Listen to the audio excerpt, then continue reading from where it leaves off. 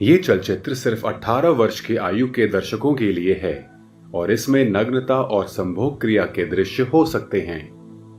Welcome back to my. तो दोस्तों season 2 का ये फर्स्ट एपिसोड है। पहले एपिसोड में जैसा दिखाया था जहाँ पर विजय हर किसी लड़की के ऊपर गंदी निगाह डालता था, यहाँ तक कि उसने अपनी कामवाली को भी नहीं छोड़ा होता है। किरण बीवी के जाने के बाद में रासलीला करता रहता है। एक दिन उसने जहाँ पर पार्टी की होती है और पार्टी करने के बाद में विजय ने कामवाली को बुला लिया होता है अपने सभी दोस्तों के साथ में, उसके साथ कांड किया करा होता है। तो दोस्तों ये थी पुरानी कहानी। अब नई कहानी की शुरुआत कुछ इस तरीके से होती है जहाँ पर एक कॉल गर्ल दिखाई जाती है जो कि उसका नाम लता होता है। वो अपने कस्टमर के साथ में डांस कर रही होती है। कस्टमर वो बैठ करके डांस कर रहे होते हैं और दारू पी रहे होते हैं। कस्टमर बोलता है, अरे डार्लिंग तू मेरा मजाक क्यों उड़ाती है, तू बुढ़ी नहीं होगी क्या कभी भी। लता बोलती है कि औरत अगर चाहे ना तो वो कभी भी बुढ़ी नहीं हो सकती है सेठ। बोलती है कि मुझे बुढ़ी होने से कोई भी प्रॉब्लम नहीं है, प्रॉब्लम मुझे इस बात से कि अपनी जान की जान में निकाल नहीं पा रही। इस पर सेठ बोलता है, तू आ तो सही, दोनों होले होले किस कर रहे होते हैं। इतने में लता बोलती है कि अच्छा सेठ तू मेरी बात सुन, वो पैसा चाहिए मुझे, कुछ पार्लर वाले को कुछ एडवांस पेमेंट करना है इस चक्कर में। सेठ बोलता है कितना चाहिए मैं दे देता हूँ। लता जो है अपना मुंह फाड़ देती है, कहती है 20,000। ये सुनते ही सेठ वो कहता कुछ ज्यादा तो नहीं है। तो लता बोलती है लता प्यारी है क्या पैसा प्यारा है। इस पर वो बोलता है काश तू है ना मेरी बीवी के बदले होती तो मजा आ जाता। इस पर सेठ बोलता है कि अगर तू नहीं होती ना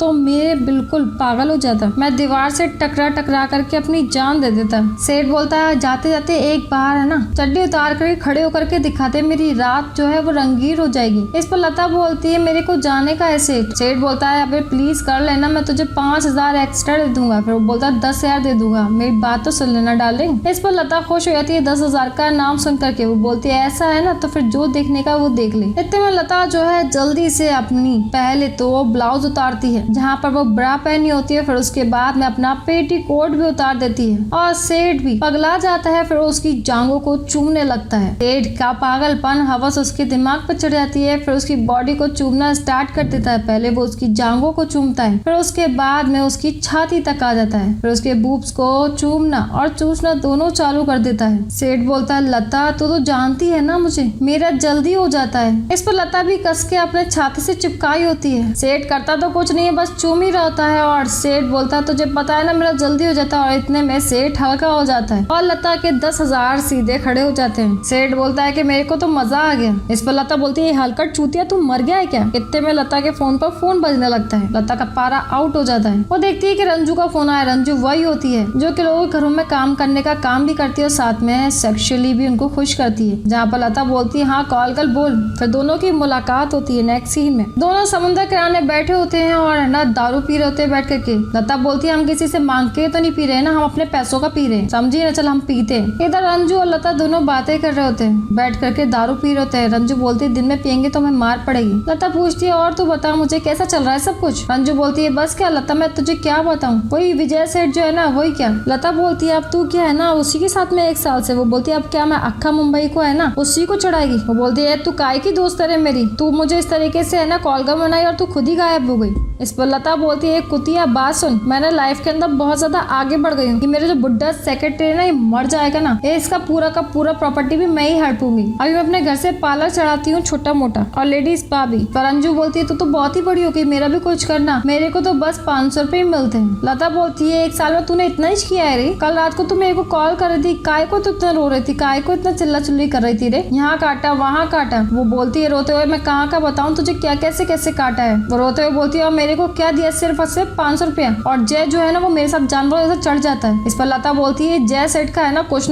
तो करना ही पड़ेगा। लता प्लान बनाती है, कहती है कि सुन मैं तेरे को बताती हूँ क्या करना है। फिर वो उसको कुछ प्लान समझाती है कान में, बातें चीतें हो जाती है। नेक्स्ट सीन में क्या होता है जहाँ पर किरण अपने घर से ऑफिस के लिए जा रही होती है और इधर विजय जो है फोन पर बात कर रहा होता है। वो बोलता है कि मेरा घर जो है ऑफिस संबंधित दोनों ही है। वो ब्रोकर होता है, बोलता है फ्लैट के लिए कि आपको लेना तो लीजिए वरना मैं किसी और को दे दूंगा। जय फिर किरण से बोलता है कि बेबी 4 पैसे आएंगे तो घर चलेगा। इस पर किरण बोलती है घर तुम्हारे पैसे से चलता है, मुझे तो आज ही पता चला है। इस पर जय बोल रहा है देखिए आप ना ऑफिस जाइए, सुबह सुबह बिल्कुल भी शुरू मत होइए, ठीक है ना, जाइए चुपचाप से यहाँ से। जय की आदत होती है अपनी बीवी की बदतमीजी बीवी से बेरुखी से बात करने की और फिर रात को उसे तंग करने की। इधर किरण घर से निकल जाती है अपने ऑफिस के लिए। वो लिफ्ट से उतर जाती है और इधर क्या होता है, रंजू मुंह ढक करके अपना ऊपर लिफ्ट से जा रही होती है। रंजू काम कर रही होती है और जय तो हवस का पुजारी होता है। जय फौरन ही रंजू के पास आता है और उसकी बैग पर किस करने लगता है, उसको चूमना चालू कर देता है। रंजू खामोशी से खड़ी होती है क्योंकि रंजू और साथी लता ने दोनों ने प्लान बनाया होता है। इधर जय उसकी ब्रा की इलास्टिक खींचता है और उसको जोर से दबाने लगता है। फिर उसको अपने साथ में बेड पर ही ले आता है, अपनी गोद पर बैठा लेता है, जहाँ पर रंजू जो है लाशों की तरह व्यवहार कर रही होती है, जैसे कि उसको तो सेक्सुअली एक्टिविटी से कोई मतलब ही ना हो। जय उसका पहले तो ब्लाउज उतारता है और फिर उसकी हवस और भी ज्यादा तेज होने लगती है, जहाँ पर जय जो है रंजू के बाल, काम वाली बाई के बालों को खोल रहा होता है और उसको लिप टू लिप किस करने लगता है। लेकिन आज रंजू कुछ अलग ही माहौल में होती है, जैसे अलग ही दुनिया में होती है। उसको कोई इंटरेस्ट ही नहीं होता है जय के साथ में इंटीमेट होने में। जय पूरी कोशिश कर रहा होता है लेकिन रंजू एक पुतला बन के खड़ी होती है। फिर जय उसकी साड़ी को उतारने लगता है। जय साड़ी उतारने के बाद में उसके बूब्स पर मुंह मारने लगता है। दोनों के बीच में रोमांस चल रहा होता है लेकिन जय अकेले लगा होता है। कभी वो उसकी गर्दन पर काटता है तो कभी बूब्स पर काटता है। तो उसके बाद में जय फौरन ही रंजू को उठाता है और बेड पर डाल देता है। जय फौरन अपने कपड़े उतारता है, फिर उसके बाद में उसके पेट को चूमने लगता है और उसके बाद में उसका वो पेटी कोट भी उतार देता है। इधर किरण को है ना ऑटो में जाते जाते पता नहीं क्या होता है, वो बोलती है भैया यू टर्न लो ना। ये कमर को चूम रहा होता है, फिर उसकी ब्रा को खोल करके जानवरों की तरह उसको प्यार कर रहा होता है, लेकिन जय को कोई मजा नहीं आ रहा होता। इसके बाद उसकी पैंटी उतार देता है, फिर भी उसको चूमना चालू कर देता है, लेकिन रंजू सिर्फ और सिर्फ एक लाश की तरह पड़ी होती है, जहाँ पर जय रंजू के सारे कपड़े उतार देता है, फिर उसके साथ में रास लीला रचाना चालू कर देता है। रंजू का कोई एक्सप्रेशन नहीं होता, कुछ भी नहीं होता। जय कभी रंजू को उल्टा करता है तो कभी सीधा करता है और उसके साथ में रास लीला रचाने में लगा होता है। जब दोनों के बीच में कांड हो जाता है, रंजू अपने कपड़े पहनने लगती है। जय बोलता है बीसी, ऐसा लग रहा था कि मैं ना लाश की ले रहा था, नहीं मूंढता तो तुम इसे बोल देती ना, हम लोग नहीं करते। जय बोलता है अगली बार अगर मूड ना हो ना तो बोल देना मुझे, ये कोई चुतियापा नहीं चलेगा, ठीक है ना, जल्दी करो यहाँ से निकल ले। इधर रंजू अपने कपड़े पहन लेती है और बोलती है सेठ मेरा पैसा दे दे।